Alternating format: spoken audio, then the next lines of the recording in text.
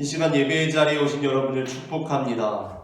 오늘 저는 앞서 읽은 마태복음 2장 19절부터 23절까지의 본문으로 나사렛 사람이라는 제목의 설교를 하려고 합니다. 전해지는 말씀 가운데 하나님의 은혜가 있기를 바랍니다. 마태복음 2장 23절에서는 예수님께서 갈릴리 지방의 나사렛이라는 동네에 가서 살게 되셨는데 이것이 예수님께서 나사렛 사람이라 칭함을 받게 될 것이라는 선지자의 말씀을 이루기 위함이었다라고 말하고 있습니다. 그리고 어떠한 성경들에서는 각주를 통해 이 예언이 이사야 11장 1절에 기록되어 있다고 제시해주고 있습니다. 몇몇 성경들에서, 우리나라에서 출판된 몇몇 성경들에서는 이 구절이 이사야 11장 1절에 기록되어 있다라고 각주에 표시가 되어 있습니다. 하지만 이사야 11장 1절이 물론 메시아와 관련된 구절인 것은 맞지만 이 이사야 11장 1절을 아무리 자세히 들여다보아도 예수님께서 나사렛 사람이라 칭함을 받게 될 것이라는 뉘앙스를 찾아보기가 힘듭니다. 이사야 11장 1절 말씀을 제가 봉독해 보도록 하겠습니다. 이새의 줄기에서 한 싹이 나며 그 뿌리에서 한 가지가 나서 결실할 것이요. 아멘. 이 구절은 우리가 예수 그리스도의 계보라는 설교에서 살펴보았던 것처럼 메시아의 탄생과 밀접하게 관련되어 있는 구절인 것은 확실합니다. 이사야 11장 1절의 메시아의 탄생, 유대 메시아의 탄생과 관련된 구절인 것은 분명하지만 아무리 눈을 씻고 다시 보아도 메시아가 나사렛 사람이라 칭함을 받게 될 것이라는 내용을 찾아볼 수가 있습니까? 없어요. 그죠?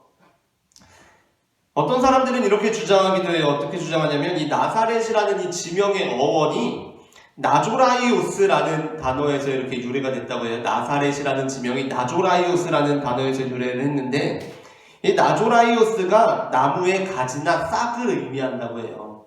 나조라이오스가 나무의 가지나 싹을 의미한대. 근데 그 어원이 이제 뭐라고 해요? 나사렛이 나조라이오스에서 왔으니까 여기 이사야 11장 1절에서 근데 뭐라고 말하고 있어요? 이새의 줄기에서 한 싹이 나면 그 뿌리에서 한 가지가 난대잖아요. 한 싹이 나고 가지가 난다고 하니까 나조라이오스가 싹이나 가지를 의미하니까 그거랑 연관이 있나 보다라고 이렇게 주장을 하기도 합니다.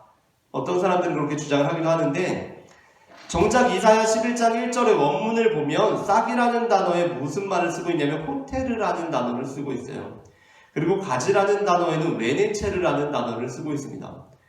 그러니까 나조라이오스라고 안 쓰고 있다는 거예요. 이 나사렛이라는 이 나조라이오스하고 싹이랑 가지가 의미가 같다고 연결하는 것은 조금 무리한 시도가 아닌가라는 그러한 생각이 듭니다. 그렇다면 어떻습니까? 일단 예수님께서 나사렛 사람이라 칭함을 받게 될 것이라는 그 예언이 이사야 11장 1절에 기록된 것과는 상관이 없구나라는 것을 우리가 알게 되었습니다. 그러면 다른 어떠한 곳에 예수님께서 나사렛 사람이라는 칭함을 받게 될 것이라는 예언이 당연히 있겠죠.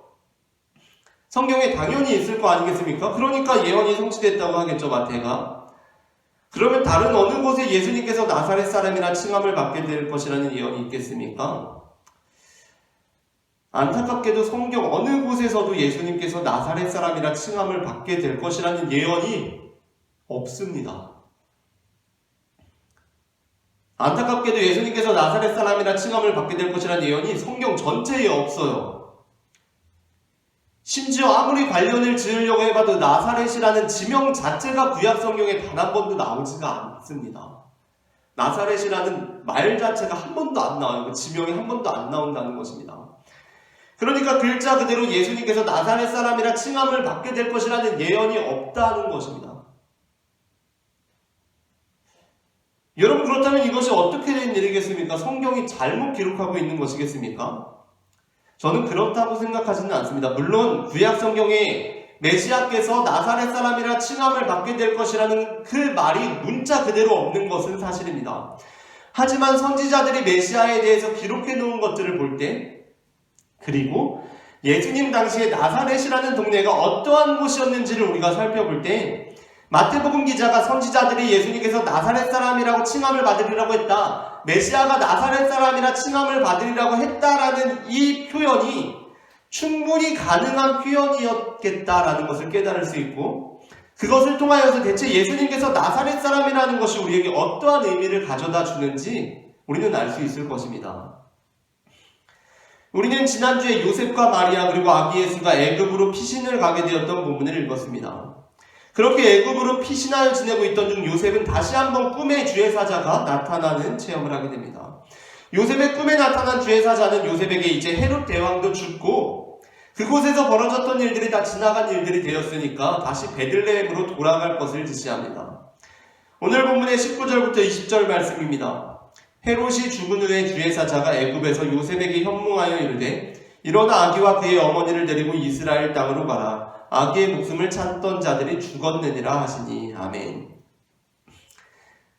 이제 요셉과 마리아, 아기 예수가 애굽으로 피신을 하잖아요. 주의 사자의 현몽함을 통하여서 애굽으로 피신합니다. 베들레헴에는 사륙의 현장이 벌어지고요. 그것을 피하기 위해서 애굽으로 피신했어요. 그런데 다시 이제 주님의 사자가 요셉한테 나타난 거예요. 그래서 이제 헤롯 대왕도 죽고 그때 있었던 일들도 다 옛날 일이 지나간 일이 되었으니까 다시 이스라엘 땅으로 돌아가라. 베들레헴으로 돌아가라. 라고 이렇게 말씀하신 거예요. 하지만 여기서 한 가지 문제가 발생합니다. 그것은 요셉의 마음에 두려움이 들어섰다는 것이었습니다.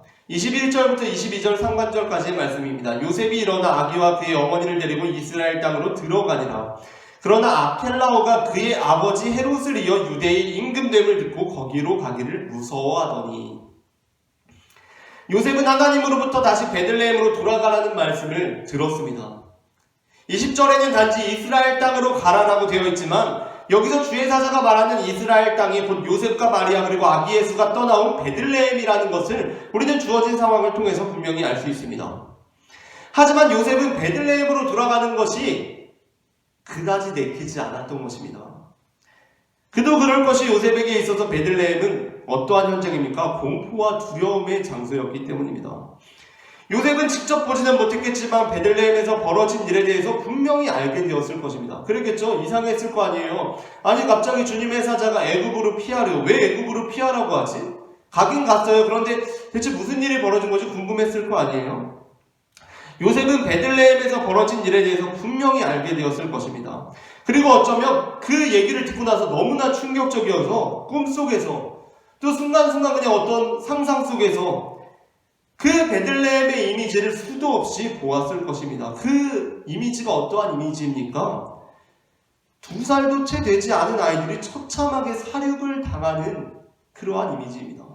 베들레헴 생각하면 어떠한 장면이 떠올라요? 아기들이 막 몰살당하는 장면이 떠오르는 거예요. 아직 우리 애도 애기인데. 또 헤롯의 아들이 이어서 그 지방을 통치하고 있다는 것도 몹시 마음에 걸리는 일이었습니다. 그래서 요셉은 다시 베들레헴으로 돌아가는 것이 무서웠습니다. 그렇게 요셉이 무서워하자 하나님께서는 그들에게 갈릴리 지방의 나사렛이라는 동네로 가라고 말씀하십니다. 22절부터 23절입니다. 그러나 아켈라오가 그의 아버지 헤롯을 이어 유대의 임금됨을 듣고 거기로 가기를 무서워하더니 꿈에 지시하심을 받아 갈릴리 지방으로 떠나가 나사렛이라는 동네에 가서 사니 이는 선지자로 하신 말씀에 나사렛 사람이라 칭하리라 하심을 이루려 함이로라. 아멘. 나사렛은 당시 유대 사회의 중심이던 예루살렘으로부터 남쪽으로부터 약 10km 떨어진 베들레헴과는 달리 북쪽으로 130km가 넘는 거리에 위치한 동네였습니다. 그러니까 거리만으로 우리나라로 예를 들자면 어떠냐면 예루살렘을 어디에 비할 수 있을까요? 우리나라 서울 정도로 서울로 비한다면 베들레헴, 예수님께서 태어나신 베들레헴은 일산 정도인 거예요. 물론 방향은 정반대지만 베들레헴은 이제 예루살렘부터 남쪽으로 10km인데 우리나라 서울에서 한 일산 정도 거리인 겁니다. 일산 정도. 근데 나사렛은 그러면 어딘가? 방향이 일단 정반대고요. 대전 정도 되는 거예요. 130km. 그러니까 대전 정도 되는 겁니다. 지금도 먼 거리인데 그 당시 얼마나 먼 거리였겠어요. 예루살렘으로부터 약 10km 떨어진 베들레헴과 달리 나사렛은 유대상의 중심이던 예루살렘으로부터 북쪽으로 약 130km가 넘는 거리에 위치한 동네였습니다. 하지만 나사렛은 우리나라의 대전 같은 그런 큰 도시가 아니었습니다. 오히려 나사렛은 예루살렘과 떨어진 그 거리만큼이나 당시 사회의 중심부로부터 멀리 떨어진 말 그대로 변두리 동네, 촌동네였습니다. 그 머나먼 거리가 말해주는 것만큼 나사렛은 사회의 중심으로부터 바깥으로 내몰린 사람들이 주로 모여 살던 동네였습니다. 내몰린 사람들, 중심에서 내몰린 사람들, 쫓겨난 사람들이 살던 동네였습니다. 그러니까 예수님께서 나사렛에서 자라나실 때 예수님의 이웃들과 친구들이라고 하는 사람들은 모두 당시 사회의 최하층민들, 쫓겨난 사람들, 가난한 사람들이 전부였고, 사실 그 이웃들과 친구들만 그랬던 것이 아니라 요셉과 마리아 그리고 예수님 스스로가 그러한 사람들이었다는 것입니다. 쫓겨난 사람들, 내몰린 사람들이었다는 것입니다. 여러분, 그런데 구약 성경에서 이 땅에 오실 메시아가 어떤 분이라고 소개하고 있습니까? 이사야 52장 13절부터 15절, 그리고 곧바로 이어지는 52장이 15절에서 끝나요. 그리고 곧바로 이어지는 53장 1절부터 2절 말씀이 이 땅에 오실 메시아에 대해 이렇게 기술하고 있습니다.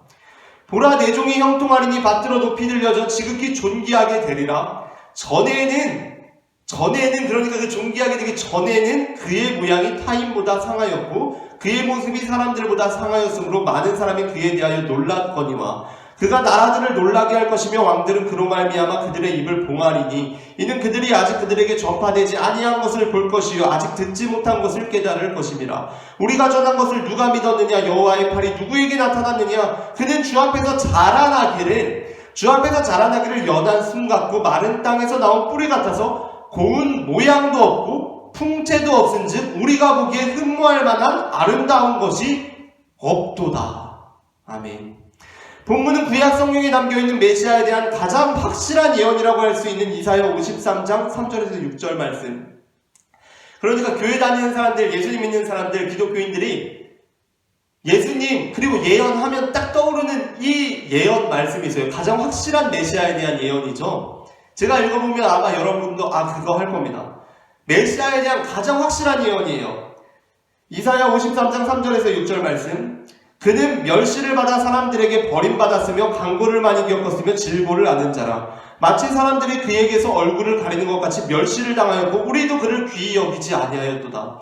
그는 실로 우리의 질보를 지고 우리의 슬픔을 당하였거늘 우리는 생각하기를 그는 징벌을 받아 하나님께 맞으며 고난을 당한다 하였노라. 그가 찔림은 우리의 허물 때문이요 그가 상함은 우리의 죄악 때문이라. 그가 징계를 받음으로 우리는 평화를 누리고 그가 채찍에 맞음으로 우리는 나음을 받았도다.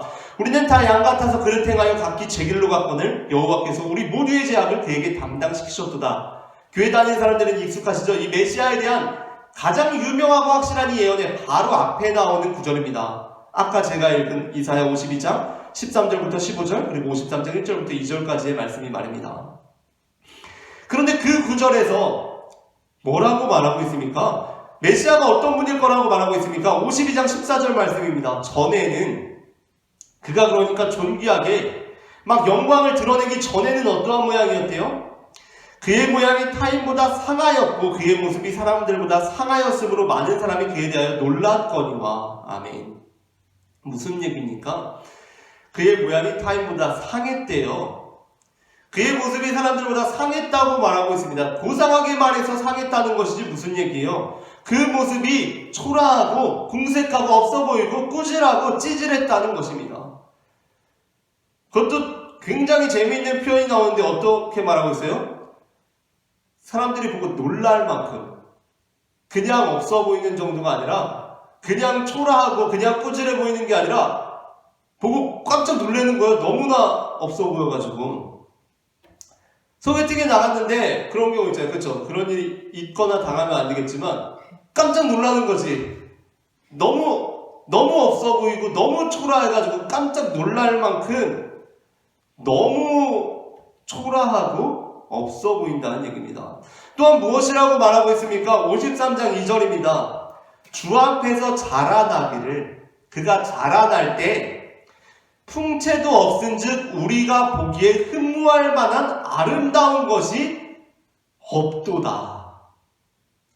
어떻게 보면 메시아가 베들레헴에서 나신다는 예언이 있지 않습니까? 그 예언은 메시아가 다윗이 베들레헴에서 무엇을 합니까? 사무엘로부터 왕으로 기름 부음을 받아요. 다윗이 사무엘로부터 베들레헴에서 왕으로 기름 부음을 받습니다. 그것처럼 예수님께서 메시아께서 베들레헴에서 나신다는 예언은 무엇입니까? 다윗 왕의 영광스러운 모습을 재현할 것이라는 메시지를 담고 있는 것입니다. 하지만 방금 읽은 이사야 본문이 전해주고 있는 메시아의 모습은 너무나도 보잘것없는 모습입니다. 저는 바로 이러한 예언을 근거로 마태가 메시아는 나사렛 사람과 같을 것이라는 예언이 있다! 라고 표현한 것이라고 생각한다는 것입니다. 여러분 한번 이렇게 생각해 볼게요. 우리가 어릴 때부터 같이 자란 친구가 있는데 미국으로 이민을 간 거예요. 그 친구로부터 편지를 받았어요. 미국으로 이민 간 친구로부터 편지를 받았습니다. 그 친구가 하는 말이 이제 자기는 아침에 밥이랑 국을 먹는 게 아니라 빵이랑 수프를 먹는데요. 그리고 이제는 숟가락이랑 젓가락을 사용하는 것보다 포크랑 나이프를 쓰는 게 더 편하다고 합니다. 자기의 미국 생활에 대해서 막 이렇게 이야기를 하고 있어요. 그러면 우리는 그 편지를 다 읽고 나서 무엇이라고 말하겠습니까? 미국 사람 다 됐네 라고 하지 않겠어요? 사실 그 사람이 미국 사람이 되는 데 있어서 가장 중요한 거는 행정 처리의 여부예요. 그죠? 행정 처리가 되면 미국 사람이 되는 거고 행정 처리가 아직 안 됐으면 미국 사람이 아닌 겁니다. 하지만 그걸 말하려고 하는 것이 아니잖아요. 이 편지를 다 읽고 나서 우리는 그 상황들을 보고 그 생활을 보고 이렇게 말하는 것입니다. 미국 사람 다 됐다고. 행정 처리 여부 따지려고 하는 것이 아니라 이렇게 표현하는 거예요. 미국 사람 다 됐다고. 마태도 이러한 표현을 한 것이라고 생각합니다. 이사야 52장 13절부터 15절 그리고 이어지는 53장 1절부터 2절의 말씀을 딱 읽어보니까 마태가 어떤 거예요? 야, 이거 완전 예수님이 나사렛 사람이라는 얘기네. 이렇게 생각했다는 거예요. 그랬기 때문에 예수님께서 나사렛 사람이라 칭함을 받게 될 것이라는 이 마태가 딱 쓴 것은 오히려 구약에 그런 내용 없으니까 예언 없으니까 잘못된 거네 라고 생각할 것이 아니라 뭐예요? 마태가 한마디로 함축적으로 딱 표현해낸 거라는 것입니다. 한마디로 함축적으로 오히려 그 시대를 가장 잘 반영한 적합한 표현으로 사람들의 마음에 확 와닿게끔 이 긴 문장을 한마디로 예수님께서 나사렛 사람이라 칭하리라 했다 라고 기술해 놓았다라는 것입니다. 여러분, 하지만 예수님께서 베들레헴이 아닌 나사렛에서 자라시게 되면서 다윗과 예수님의 메시아로서의 접점이 사라져버린 것은 아닌가라는 생각이 드실런지도 모르겠습니다. 그렇잖아요. 다윗 왕이 베들레헴에서 왕으로 기름 부음을 받았으니까 예수님도 베들레헴 출신일 거라고 했잖아요. 그러면 예수님이 다윗과의 접점은 사라져버린 것 아닙니까? 라고 할 수 있다는 거예요. 사실 예수님께서 베들레헴에서 태어나시는 것뿐만 아니라 예수님께서는 베들레헴에서 자라나셔야 했어요. 그래야 유대 메시아로서 다윗 왕의 정통성을 더 확실히 이어받는 것이었기 때문이었습니다. 그래서 예수님께서 본격적으로 활동을 하신 이후에도 어떠한 일이 벌어집니까? 우리가 지난주에도 살짝 나눴지만 이러한 태클이 들어오는 거예요. 아니, 메시아가 나사렛에서 갈릴리 출신일 리가 없지. 메시아는 베들레헴 출신이어야 하는데 라는 비아냥거림을 예수님은 항상 들으셔야 했다는 것입니다. 또 그랬기 때문에 하나님께서 무엇이라고 말씀하고 있어요? 요셉과 마리아에게? 요셉에게 뭐라고 말씀하시고 있어요? 자, 이제 다 정리되었으니까 다시 베들레헴으로 가자라고 하나님께서 말씀하고 계신다는 거예요. 하나님께서 어떻게 보면 베들레헴에 집착하고 계신 거예요. 자, 이제 다 끝났으니까 어쩌다 보니까 여기 애굽에 있게 됐는데 다시 베들레헴으로 가자라고 하신 것이라는 것입니다. 그러나 예수님께서 나사렛에서 자라셨다는 것을 곰곰이 생각하면 할수록 저는 어쩐지 다윗이 연상되면서 어쩌면 베들레헴에서 태어난 다른 누구보다 예수님이야말로 다윗의 정통성을 더 제대로 이어받은 분이 되시겠다라는 생각을 하게 됩니다. 그러니까 오히려 예수님을 생각할 때, 나사렛 출신 예수님을 생각할 때 더 다윗이 생각난다는 거예요. 왜냐하면 다윗 왕 역시 그가 왕으로 기름 부음을 받은 곳은 베들레헴이었어요. 왕으로 기름 부음을 받은 곳은 베들레헴이었지만 정말 그가 왕으로서 만들어진 곳이 있어요. 정말 왕으로 만들어진 곳, 그곳이 다른 곳이었기 때문입니다. 역시 지난주에 잠깐 언급했던 대로 다윗은 블레셋과의 전투에서 골리앗을 이기는 엄청난 공을 세웁니다. 그런데 그렇게 함으로써 어떻게 돼요? 이스라엘의 일약 스타가 된 것은 사실이에요. 엄청난 스타가 됐어요. 하지만 오히려 그것이 역효과를 불러서 사울 왕의 미움을 사게 돼요. 왕의 미움을 사게 되고 엄청난 스타가 되니까 당연히 왕이 미워하는 거예요. 그래서 이제 다윗은 도망자의 삶을 살게 됩니다. 그런데 그 도망자의 인생을 살게 된 다윗의 행적에 대해 왕이 되기 전에 사울 왕으로부터 도망자의 삶을 살 때 그의 행적에 대해 사무엘상 22장 1절부터 2절은 이렇게 기술하고 있습니다. 다윗이 이제 왕이 되기 전이에요. 도망자의 삶을 살 때 그러므로 다윗이 그곳을 떠나 아둘람 굴로 도망하며 그의 형제와 아버지의 온 집이 듣고 그리로 내려가서 그에게 이르렀고 환난당한 모든 자와 빚진 모든 자와 마음이 원통한 자가 다 그에게로 모였고 그는 그들의 우두머리가 되었는데 그와 함께한 자가 400명가량이었더라. 그러므로 다윗이 그곳을 떠나 아둘람 굴로 도망하며 그의 형제와 아버지의 온 집이 듣고 그리로 내려가서 그에게 이르렀고 환난당한 자와 빚진 모든 자와 마음이 원통한 자가 다 그에게로 모였고 그는 그들의 우두머리가 되었는데 그와 함께한 자가 400명가량이었더라. 아멘. 다윗은 진작에 베들레헴에서 사무엘로부터 왕으로 기름 부음을 받았어요. 이미 기름 부음을 받았어요. 왕으로 기름 부음을 받았는데 기름 부음을 받은 곳은 베들레헴이었지만 그가 왕으로 만들어진 곳은 어디였냐? 바로 이곳이었다라는 것입니다. 다윗이 왕이 되기 전에 그는 사울왕의 시기 질투로 인하여 도망자의 삶을 살았습니다. 그런데 어떤 일이 벌어졌다고 말하고 있습니까? 도망자 다윗에게 환난당한 자, 빚진 자, 마음이 원통한 자들이 모여들어 그의 수하가 되었고 그의 친구들이 되었다라고 말하고 있습니다. 여러분, 그런데 예수님 당시 나사렛이야말로 어떠한 곳이라고 했습니까? 바로 나사렛이야말로 환난당한 자, 빚진 자, 마음이 원통한 자, 당시 사회의 중심으로부터 주변으로 내몰린 자, 쫓겨난 자, 삶의 끝자락에 나앉은 자들이 모여 살던 곳이 바로 나사렛이었다는 것입니다. 그리고 바로 그러한 사람들이 예수님의 이웃이었고 친구들이었다고 했습니다. 즉 이제 본격적인 메시아로서의 역할을 감당하기 전에 다윗과 예수님의 모습이 너무나 닮아 있다는 것입니다. 바로 나사렛이라는 동네를 접점으로 해서 말이죠. 그렇기 때문에 제가 볼 때 예수님께서 나사렛 사람이라고 일컬어지는 것은 표면적으로 볼 때는 오히려 다윗으로부터 이어지는 메시아의 정통성을 훼손하는 것처럼 보여요. 하지만 더 들여다보니까 오히려 더 다윗으로부터 이어지는 메시아의 정통성이 더 부각되는 것처럼 보인다는 것입니다. 더 다윗이 연상된다는 것입니다. 그런데 여러분, 이처럼 예수님께서 나사렛에서 자라시게 된 것이 지금 보니 오히려 베들레헴에서 자라신 것보다 더 좋은 일인 것 같아요. 예수님께서 나사렛에서 자라시게 된 것이 더 의미 있는 일처럼 여겨져요. 그런데 여러분, 이 일이 왜 벌어졌는지 기억나십니까?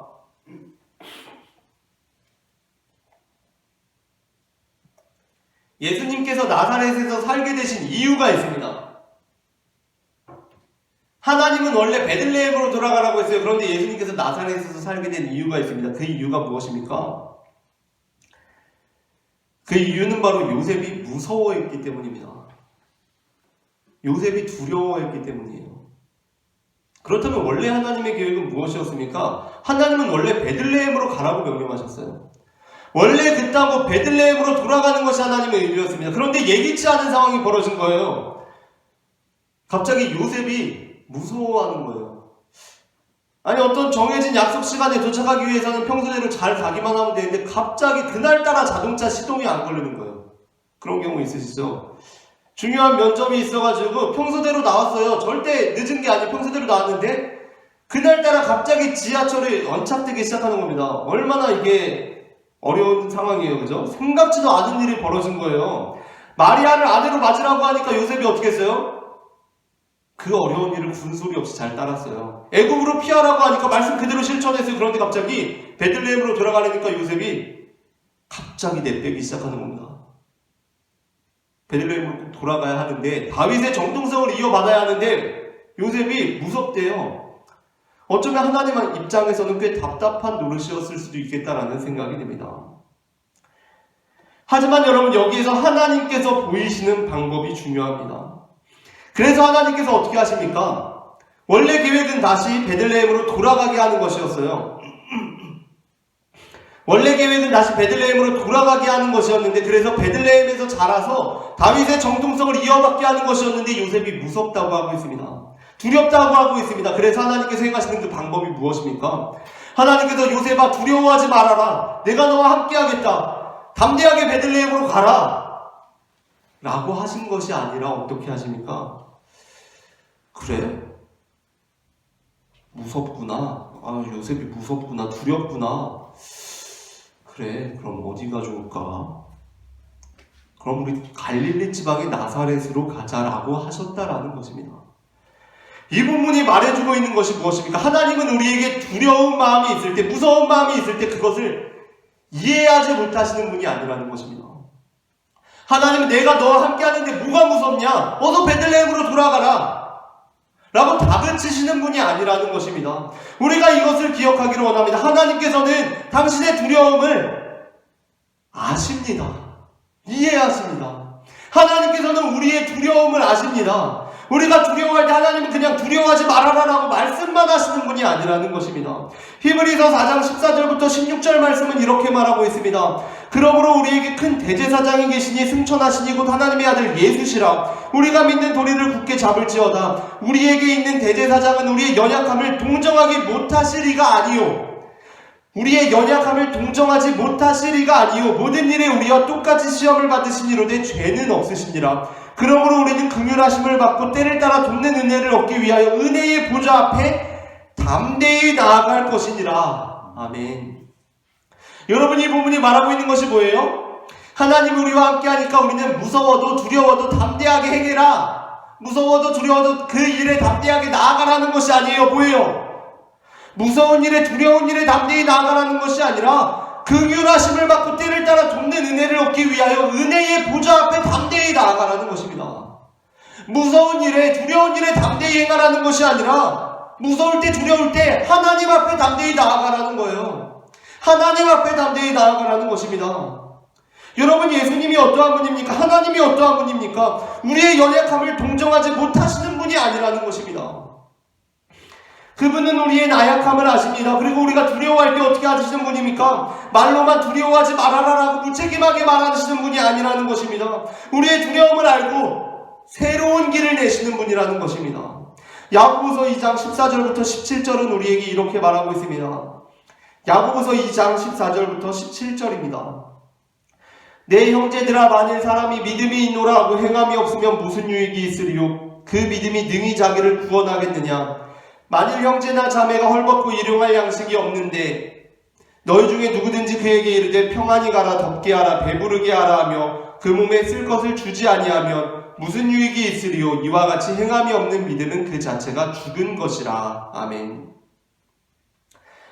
야고보서 본문은 우리에게 진짜 믿음을 요구하고 있습니다. 그러니까 만일 형제나 자매가 헐벗고 일용할 양식이 없는데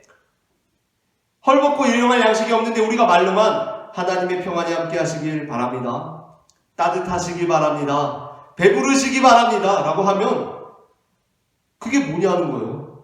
그게 무슨 믿음이고 그게 무슨 사랑이냐라는 것입니다. 진짜 믿음과 진짜 사랑은 뭐예요? 따뜻해라 라고 선포하고 배고픈 사람에게 배불러라 라고 선포하는 것이 아니라 옷과 집을 제공하고 먹을 것을 주는 것이 진짜 믿음이고 진짜 사랑이다 라고 말하고 있는 것입니다.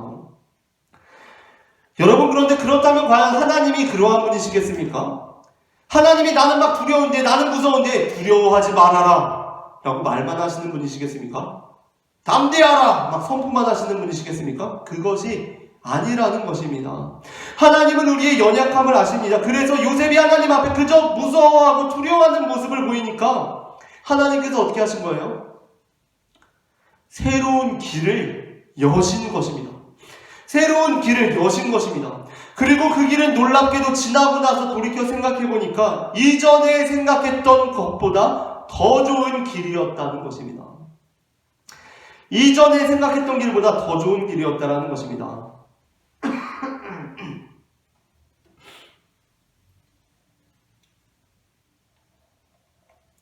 저는 담임 목회를 하기 전에 한 10년 넘게 교회 사역을 하면서 그동안 많은 부류의 사람들을 만나보았습니다. 그런데 그 중에 제 마음을 참 아프게 했던 부류의 사람들이 있습니다. 그 사람들은 어떠한 사람들이냐면 하나님 앞에 장남 컴플렉스를 가지고 있는 사람들이에요. 장남 컴플렉스 또는 장녀 컴플렉스 또는 맏며느리 컴플렉스라고도 할 수 있을 것 같은데요. 그러한 컴플렉스를 가지고 있는 사람들이에요. 어떠한 사람들이냐면 마치 신앙생활을 하는데 하나님 앞에 자기가 장남인 것처럼 장녀인 것처럼 맏며느리인 것처럼 행동한다는 거예요. 여러분, 장남, 장녀, 맏며느리의 특징이 뭡니까? 특징이 뭐예요? 책임감이 강하다는 거예요. 책임감이 강합니다. 이들은 하나님 앞에 진지해요. 책임감이 강한 사람들이에요. 하나님과의 관계를 중요하게 여기는 사람들입니다. 그들은 책임감 있게 신앙생활을 하고 신앙생활을 넘어서 무슨 일을 하든지 충실하게 하려고 노력합니다. 그것이 다른 성도들에게 본이 되고 교회에 분명한 도움이 돼요. 그런데 장남, 장녀, 맏며느리의 또 다른 특징이 무엇입니까? 그 속마음을 잘 안 내비친다는 거예요. 부모님께 그 마음을 잘 표현을 안 한다는 거예요. 자기가 원하는 거, 필요한 거를 내색을 잘 안 한다는 것입니다. 저는 이러한 콤플렉스에 사로잡힌 사람들로부터 그러한 안타까운 모습을 보았습니다. 그것은 바로 그들이 하나님 앞에 자신의 두려움을 표현하는 것을 어려워한다는 것이었습니다. 그들은 자기가 무서워하고 있다는 것, 지금 삶을 살아가는데 신앙생활을 하는데 두렵고 무섭다는 것을 하나님 앞에 표현하는 것을 굉장히 꺼립니다. 그들은 굉장히 비장합니다. 비장해요. 교회 올 때, 하나님 앞에 기도할 때, 예배할 때 비장해요. 마치 전쟁터에 나가는 군인처럼 비장한 표정으로 하나님 앞에 서 있습니다. 그래서 어떻게 해요? 하나님 앞에, 하나님 등 뒤에 섰는 것을 부끄러워한다는 거예요. 하나님 등 뒤에 섰는 것을 부끄러워하고 오히려 연로한 부모님을 정성을 다해 돌보는 자녀처럼 내가 하나님을 지켜줘야 한다고 생각한다는 것입니다. 그러나 여러분, 자녀로서 연로한 부모님을 지극정성으로 돌보는 것은 아름다운 모습이지만 하나님은 우리가 지켜드려야 하는 분이 아닙니다. 하나님은 우리가 지켜드려야 하는 분이 아닙니다. 여러분, 요셉을 보십시오. 요셉이 두려워했습니다. 그래서 어떻게 했습니까? 요셉은 그냥 그렇게 하나님 앞에 두려워했습니다. 두려우니까 그냥 두려워했어요. 하나님, 저 무서운데요? 라고 했어요. 하나님이 베들레헴으로 들어가니까 하나님, 저 베들레헴으로 들어가기 싫어요. 무서워요. 우리 거기서 도망쳐 왔잖아요. 그리고 헤롯의 아들이 지금 거기 다스리고 있다는데요. 애들 다 죽였대요. 무서워요. 라고 했다는 것입니다. 그때 하나님께서 어떻게 하셨습니까? 요셉아, 그래도 있잖아, 정해진 길이라는 게 있어. 메시아가 와야 할 길이 있다? 이 길이 유일한 길이야. 굉장히 중요해. 이 길밖에 없어. 예수가 다윗의 정통성을 이어받으려면 다른 수가 없다. 내가 함께 해줄게. 담대하게 가라. 라고 하신 것이 아니라 어떻게 하셨어요? 무섭니? 우리 요셉이가 무섭구나, 두렵구나. 아, 그래, 그러면 나사렛으로 가자. 라고 하셨다라는 것입니다. 여러분, 내가 생각해보니까 어때요? 하나님께서 가지고 계신 카드가 한 장이에요. 무슨 카드예요? 베들레헴 카드 한 장이에요. 내가 민기적거리고 있으면 큰일 나게 생겼어요. 어떻게 하겠어요? 내가 두렵고 무섭고 떨리지만 내가 하나님의 소원을 들어드려야지 라고 우리는 생각해요. 하나님이 그거 방법 하나밖에 없는 것 같아. 딱 보니까 야, 큰일 났네. 내가 이거 하나님 소원 안 들어드리면 큰일 났네. 무섭고 두렵고 하지만 내가 소원을 들어드려야겠다라고 생각을 한다는 것입니다. 그런데 그게 아니라 요셉이 하나님 앞에 베들레헴으로 돌아가는 것이 두렵고 무섭다고 솔직하게 자신의 마음을 보여드리자 하나님께서는 그 두려움을 다그치거나 나무라지 않으시고 새로운 길을 내셨다라는 것입니다. 이사야 43장 19절 말씀을 읽어봅시다. 이사야 43장 19절입니다.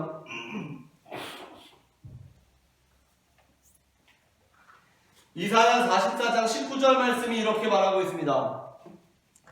보라, 내가 새 일을 행하리니 이제 나타낼 것이라. 너희가 그것을 알지 못하느냐? 반드시 내가 광야의 길을 사막의 강을 내리니. 보라, 내가 새 일을 행하리니 이제 나타낼 것이라. 반드시 내가 광야의 길을 사막의 강을 내리니. 아멘. 야, 내가 생각할 때는 광야예요. 광야. 사막이에요. 딸랑 길 하나 있습니다. 근데 그 길이 하나님께서 주신 길이에요.